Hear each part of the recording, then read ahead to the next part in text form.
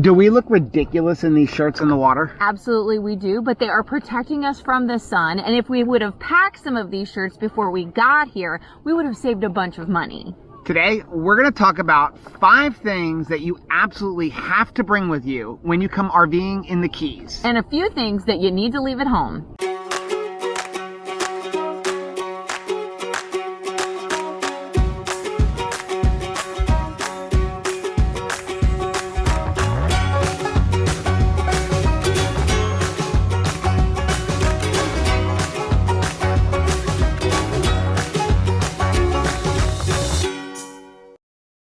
Hey, I'm Rachel. And I'm Joe. And we are two crazy campers. And after losing a combined weight of more than 200 pounds, we realized we had so much more energy for activities. Come along with us as we explore the great outdoors. And join us on a brand new adventure. And today's adventure has us floating around on our paddleboards at Bahia Honda State Park in the Florida Keys. Now, here's the thing about this trip to Bahia Honda State Park. It's cost us more money than any other RV trip we've been on. Because we didn't pack some things that we needed and we overpacked some things that we didn't. Yeah, so today we're going to talk about 5 things plus a bonus that you absolutely have to bring with you when you come to the Keys, as well as a few things you should probably leave at home. And the first thing that you need to bring is what we are wearing right here, which are the SPF shirts. Now, we are not sunscreen people, and we know that we may get some hate from that, but we're not into the extra chemicals, but we are into protecting ourselves from the sun. Yeah, now, if you are a sunscreen person, you definitely want to bring some sunscreen with you. However, remember this. You're most likely going to be spending a lot of time in the water, which means that sunscreen is going to be washing off constantly. And the sun down here in South Florida is brutal and deceiving. You're going to think, hey, it's not that bad. And then you're going to go inside an hour later and you're going to be like, I'm freezing. Well, that's because you're sunburned. Yeah, and the reflection from the water, especially the beautiful water here, is really going to take its toll on you. And so we have found that the better thing to fight the sun is with extra clothes. And don't worry about the fact that, you know, you work so hard to get into that bikini body and you're going to be covering it up. Trust me, cover it up. You will be glad that you did. Yeah, so what should you bring with you? Number 1, you want to bring a hat, especially if you're like me and you're bald. Definitely bring a hat no matter what you want. If you can find one, like a floppy hat, something that's going to cover your face, especially for your children. Maybe even something that's got like a thing that goes down the back of their neck, because getting a sunburn on your neck is brutal. Not fun. Definitely bring some sunglasses. Another item we had to run out and purchase. We have so many pairs of sunglasses at home, but somehow we got down here, started hanging out on the water, and we're like, neither one of us have sunglasses. Yeah, so just don't take for granted that you have them in your rig. One of the things too is we're coming into the spring and summer months, so we were winter camping before and weren't in need of the sunglasses so much. So make sure that, you know, you're updating for the season in your rig, because that will help. And as far as the hat goes, even though I'm not bald like Joe, I do have natural parts in my hair, and that's usually what happens when I don't wear a hat. I don't wear a hat, I come home and that part in my hair is got a sunburn in it, and it is very unpleasant, and then winds up peeling and you look like you have dandruff. Yep. Now, again, the other thing that we really love is these SPF shirts, and they also sell shorts and even leggings for ladies, but they're great because they're super lightweight, and once you jump in the water with them, you're going to be like, oh, it doesn't even feel like you're wearing anything, and then as soon as you get out of the water, within like 5 minutes, they're dry, but most importantly, they're protecting you, and they're not cheap. They're like $45 a shirt, so down here, you're going to pay full price, but if you bring them down with you, a lot of times, you can find them like buy one, get one free. You can find them on Amazon. You can even find them in like thrift stores for like $5 and $10 a shirt. Now, the one thing that we do here that we don't normally want to do in other parks is overpack like for those clothes, because you're thinking you're in Florida and you're in the Keys and like you only need 2 bathing suits because you're going to be here for a week and everything's going to dry out really quickly, but things don't dry out as much as you think they're going to, and once things get damp overnight, it starts to stink. So you definitely want to have some backup clothes, but it's okay because they're light and they're going to pack really easily. That leads us to number 2. Water stuff. Yes. And we are sitting on our water stuff right now. We're sitting on our paddle boards. You are definitely going to want to have a nice substantial raft in the Florida Keys because there's a lot of beach space that is shallow and you can just float around and enjoy it. Yeah, so if you have a kayak, any kind of rafts, stand-up paddleboard, anything like that, you're going to want to bring it with you. Now, if you don't have that stuff, that's perfectly fine. All of the different state parks and stuff down here, they all do rent them out, and it's fairly reasonable at like $25 for a couple of hours. But if you have it, you definitely want to bring it. The other thing you definitely going to want to bring if you're into this is fishing gear. Yes. And we left our fishing gear at home and we got down here and we're like, we really want to go fishing. I mean, you are in the Florida Keys and there's lots of places to go fishing. So we got stuck having to go to a local bait and tackle shop and buying brand new fishing rods and hooks and weights and everything else you needed to just be able to go throw a line off the end of the pier. Once again, there's a plane flying over us when we're trying to film something. So number 3 is going to have to do with the water and the beaches. There are a lot of sort of beaches down here in the Florida Keys, but what makes them really unique is that you're going to be able to wade a long way out and only be like ankle deep, knee deep, or waist deep in water. So if you have little kids, it's going to be great for them because you can have a smaller child go out and not be any more than waist deep in water.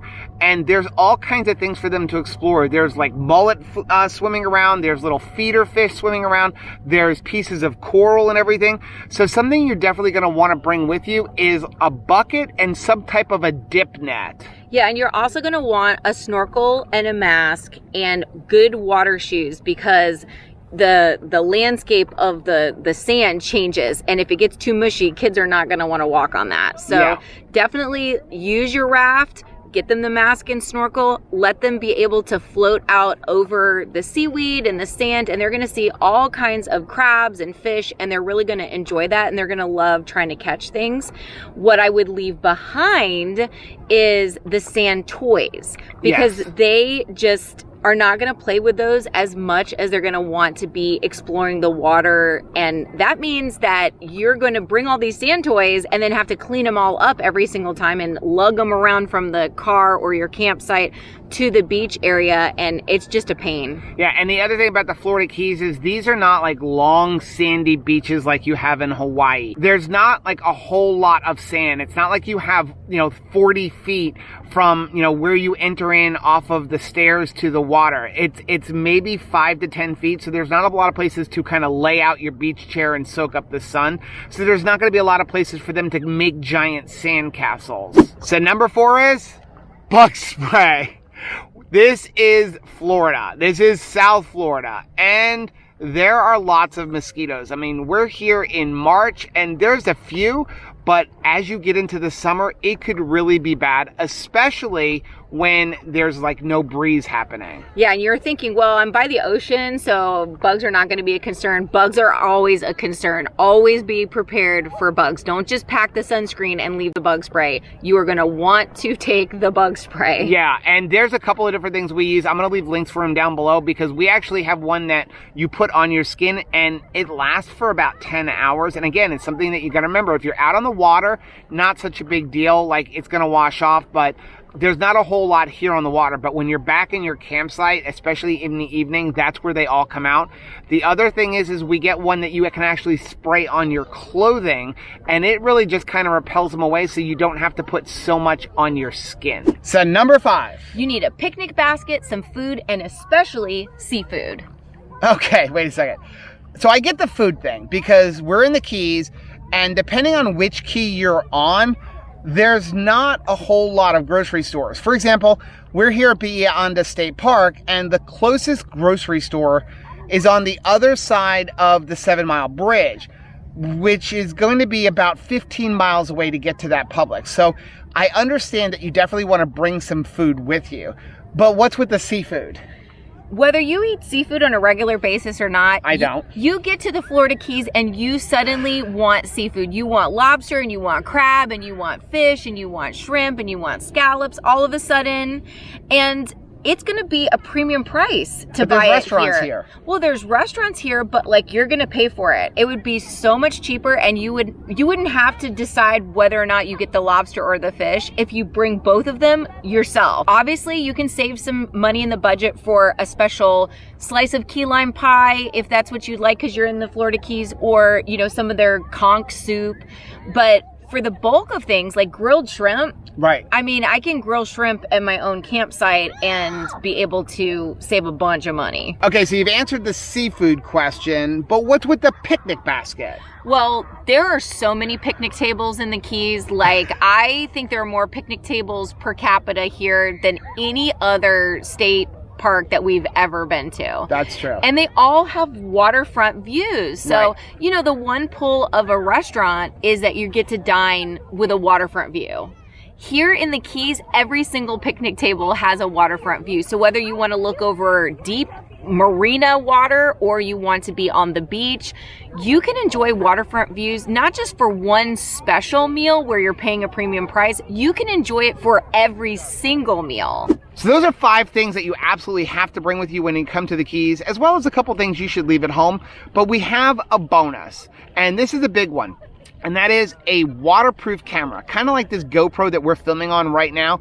Because let's face it, you're coming to the Keys, you're going to be surrounded by water, and you're going to want to document all of these memories for the future. You're going to want to have something you can stick under the water and film the fish swimming around. You're going to want to have something that you can film your kids trying to stand up on their paddleboard, or maybe falling in the water, kind of like I do. You don't want to miss it. Yeah, you definitely want to have something to document all the memories. But now, along with bringing the camera, you have something very important that you absolutely, this is a must to leave home. Yeah, absolutely. No matter what, do not, I repeat once again, do not pack an agenda. Yes. When you're coming to the Florida Keys. There are so many things to just explore. Let's say you're on a paddleboard and you run into a barracuda or a shark that's like swimming around, or a stingray beneath you.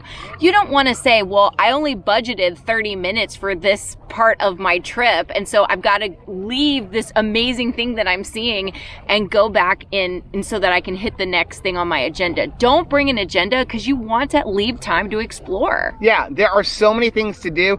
If you come here with an agenda, you're probably going to miss half of them. Come down here and have a list of, I'd like to hit this, I'd like to hit that, I'd like to hit this. And if you go home and you've only done half of them, think about all the things you can do on the next trip. Exactly. Well, those are a list of things that you absolutely have to bring with you to the Keys, a few things that you shouldn't, but I'm sure there's some other things. So let us know down in the comment section. Number 1, have you ever been to the Florida Keys, and what is your favorite place to stay? So far, we've been at 2 out of the 3 state parks, and we actually have reservations to stay at the 3rd state park, which is John Pennekamp, in another month. But let us know down below, where's your favorite place to stay, and also, what didn't we put on our list that you think we should absolutely be bringing with us the next time we come to the Keys? Or what should we be leaving behind? Now, if you like seeing videos like this, please do us a favor. Hit that like button down below. It really does help build the channel. Also, make sure you subscribe to the channel so that you can see more videos like this. And don't forget to hit the little bell button, and that way every single time we upload a new video, you'll be alerted to it. Until next time, happy camping.